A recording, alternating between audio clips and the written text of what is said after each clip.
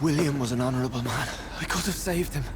Mr. Hampton, are you in there? I knew him well, another lost soul, a kindred spirit. Sir, listen to the sound of my voice. I'm a doctor. You're suffering from shock. I must return to my flock. They'll stray without me.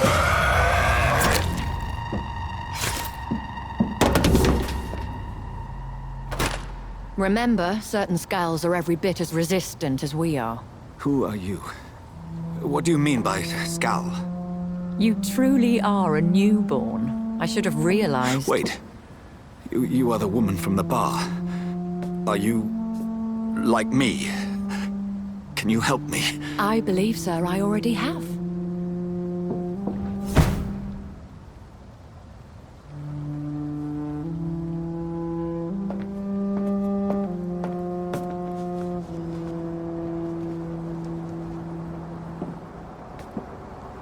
By George and the Saints, you've solved the mystery of these terrible murders.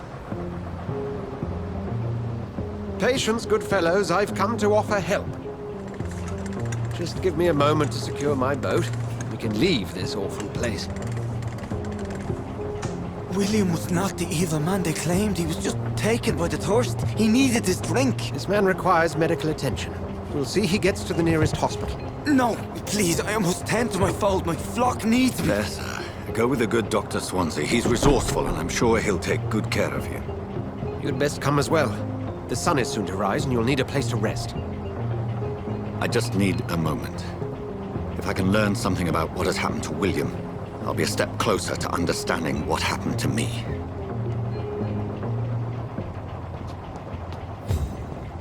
This poor creature can't be my maker. Could it be some subspecies of vampire? I must find a place to analyze the blood.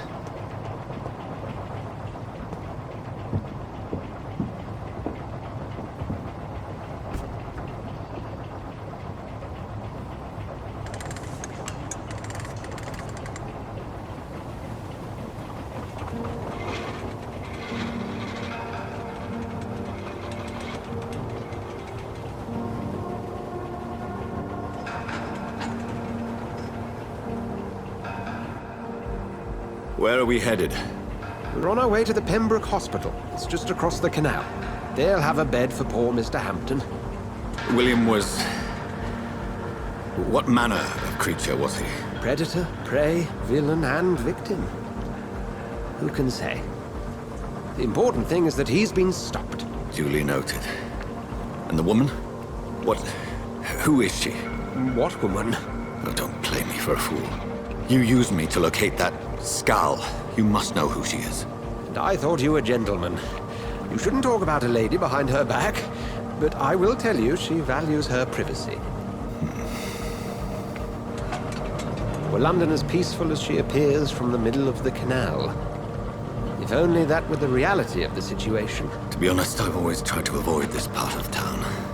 Pembroke Hospital is the last bastion between the rest of London and the epidemic. The flu has decimated the East End and the war still rages. Welcome to the front lines of a plague. This is where you work, Dr. Swansea? I am the administrator of Pembroke Hospital.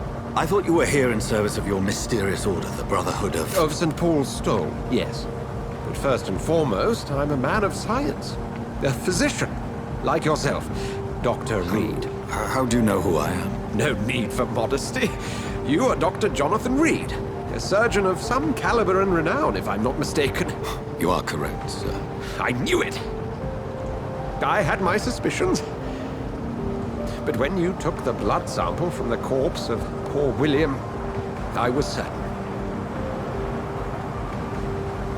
Dr. Reed. Marvelous. Have we met? I attended 3 of your seminars before the war. I have the utmost admiration for your research. And what a turn of fate.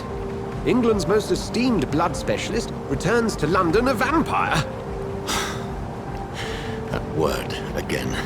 From a so-called man of science. I understand. Traditionally, the role of science is to refute myth, but when myth walks among us, the Brotherhood of St. Paul has dedicated its purpose to their study.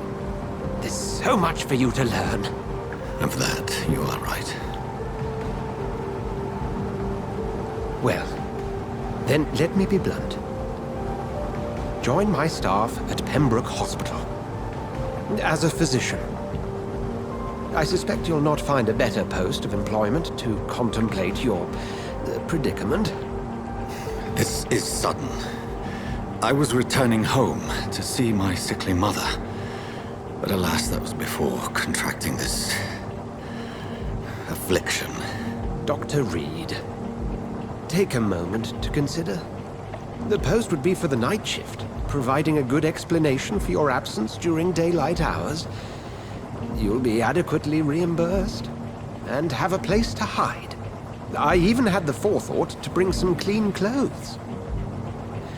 So, what do you say? It seems I have little choice, but yours is a generous offer, so I thank you. Brilliant! Oh, Jonathan, this is one for the book, and the beginning of a beautiful friendship.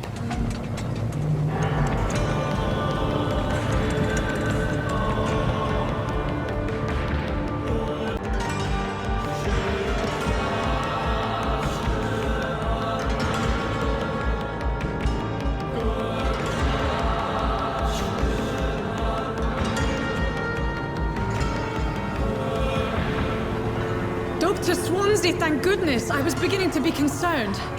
Worry no more, Nurse Crane, for I bring good news. Oh, Doctor, what a night. We lost 2 more patients. Nurse Scow said she couldn't take it anymore and resigned.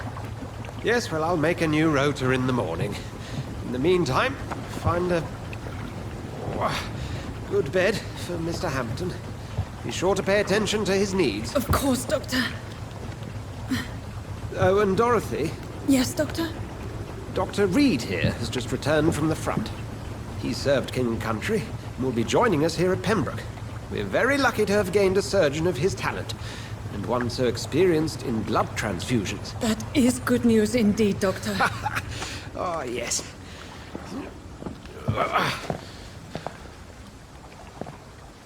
Here at Pembroke, it's not what we have, but what we haven't. It's only thanks to Nurse Crane and the staff that our ship doesn't sink. If you have any questions, just ask her. Duly noted. Thank you. Your assistance is required, Dr. Swansea, immediately. Welcome aboard, Jonathan. We'll catch up after my rounds. Coming, Nurse Crane. I'm coming.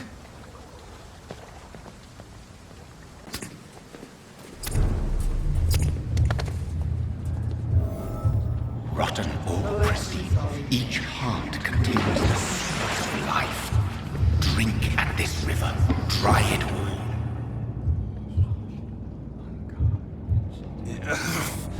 Oh, come on, you bastard! I won't bite. Sir, please. You've lost too much blood. Calm yourself. You think I didn't notice? Stop your staring and get me to an hospital, you arse! Insulting a good Samaritan. Not exactly the way to get rescued. All right, sorry. I am in pain here. Me guts are spilling out onto the street and you're yabbering on. Yes. That's a very nasty wound you've got there. Take my word, I am a doctor. Dr. Jonathan Reed. Name's Clay Cox. I'd appreciate you helping me to a better place, Doc. Follow me, Mr. Cox. Let me assist you to that better place.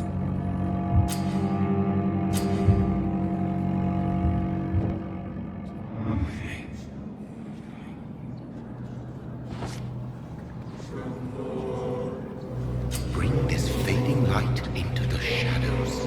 Dance with him the dance of life and death.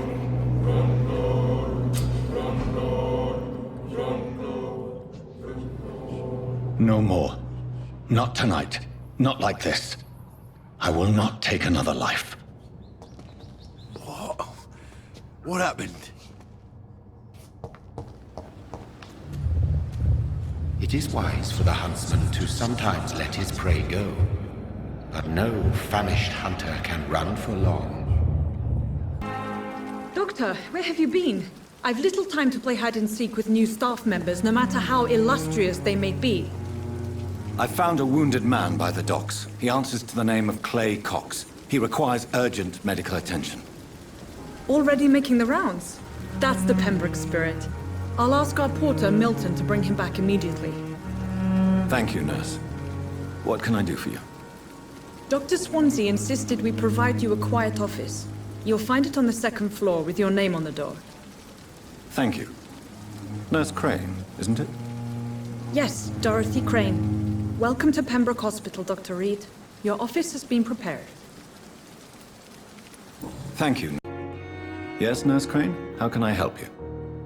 I'm so sorry. I know Dr. Swansea wanted you to rest, but we have somewhat of a crisis. A crisis, you say? Our supply of antiseptics is nearly depleted. I was hoping there was another box up here, but...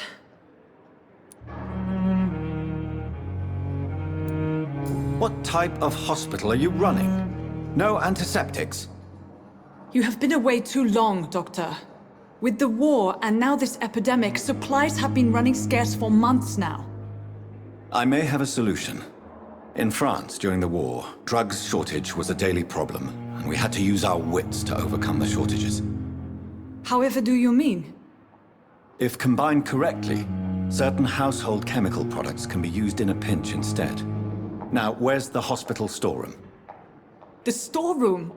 Fat chance. This is the Pembroke, and space is luxury we don't have. Everything used to be stored in the old morgue. Perhaps I should look there first. Where is this morgue? It's the large building behind the hospital. You'll need to go in the back door because it's been sealed off for sanitary reasons. Take this key. It opens a small back entrance at the end of a narrow street. The abandoned morgue behind the hospital. A small door at the end of a narrow street. On my way, then. Thank you, nurse. Good evening, Mr. Hampton. How do you feel? Dr. Reed, is it? Oh, sir, I must apologize for my behavior. What do you mean? I was not myself in the factory. Fear and exhaustion made me say awful things to you, I'm afraid. You remained perfectly nice and polite. A little delirious, perhaps. But who wouldn't be after enduring an abduction? Thank you, Doctor. That's a relief. Now all I need to do is rest and return to my flock. Goodbye, Mr. Hampton. We'll talk again later. Good evening, nurse. Good evening, Doctor. I don't think we've been introduced yet. My name is Pippa Hawkins. And I'm Dr. Jonathan Reed. Dr. Swansea has recently offered me a position in this hospital. Well, it's a euphemism that your help will be appreciated, Doctor. Goodbye, Nurse Hawkins. Good evening, sir. I'm Dr. Jonathan Reed. I'm new here. I've already heard about you, Dr. Reed. I'm Milton Hooks, the ambulance driver for this shithole of a hospital. That's quite a blunt introduction, Mr. Hooks. You can call me Milton. I like to speak my mind, Dr. Reed. Perk of the job. Don't judge me, and I won't judge you. I'm not sure I understand what you're talking about. Well, I'm no doctor, but I'm pretty sure a gun can't be used as a surgical instrument. You have a keen eye. I learned to shoot during the war, and have carried one ever since. Old habits die hard. No need to explain, Dr. Reed. And if you ever need a better gun, remember, I may have something for you. I have some good news, Milton. What? The epidemic's over? I retrieved your wallet, with all the money, and a certain picture. Well, yeah, Pippa Hawkins is my girl. So what? Is it the difference of skin color that bothers you? Not at all.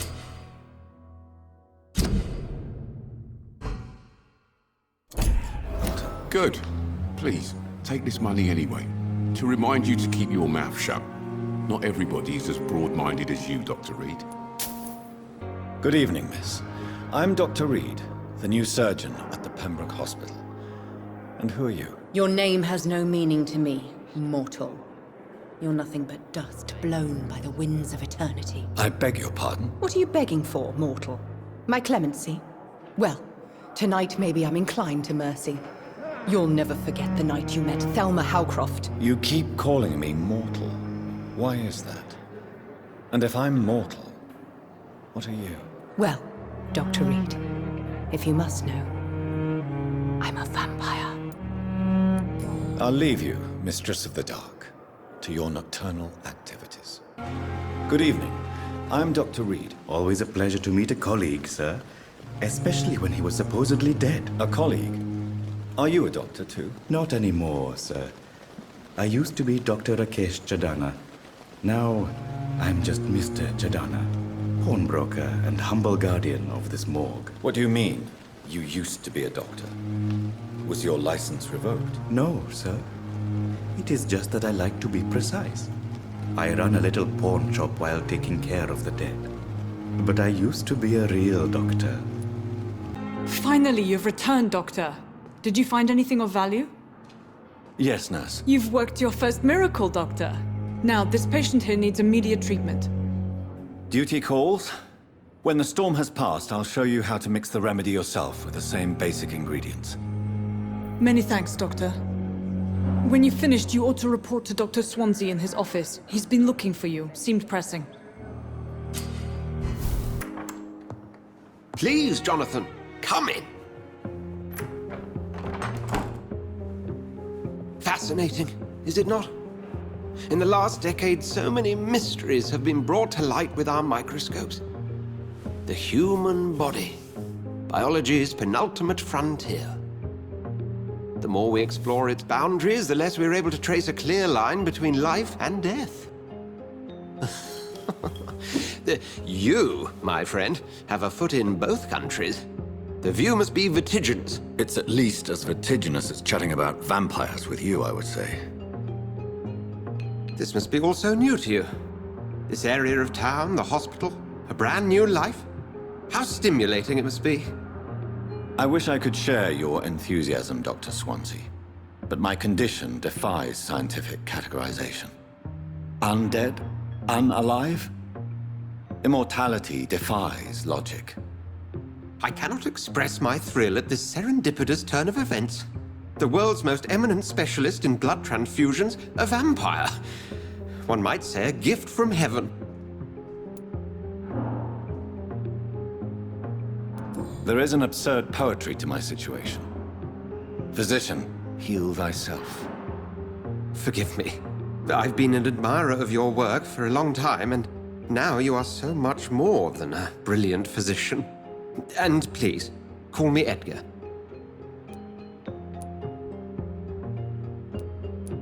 There is no need to apologize, Edgar. You offered me sanctuary when I had none. Very well. I have a task for you, Jonathan. Something that will require all your newfound skills. Please, go on. The Pembroke only survives through the generosity of our benefactors. Unfortunately, our main donor has found herself in a bit of a bind. Now, if you could help her out... A spokesman or politician is what you need.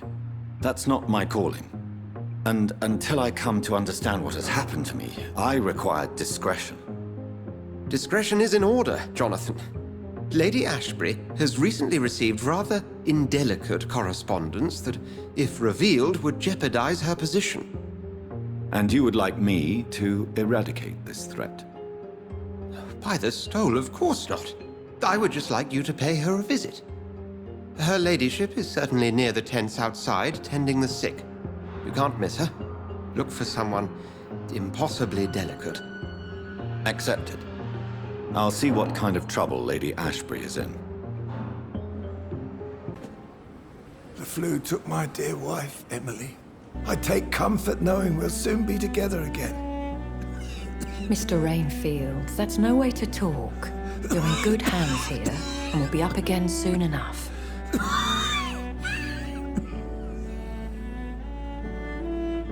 Now do me a kindness and get some sleep. I'll be back round later. Your words are kind, the blessings of an angel. You're the sweet, sweet Lady of Mercy.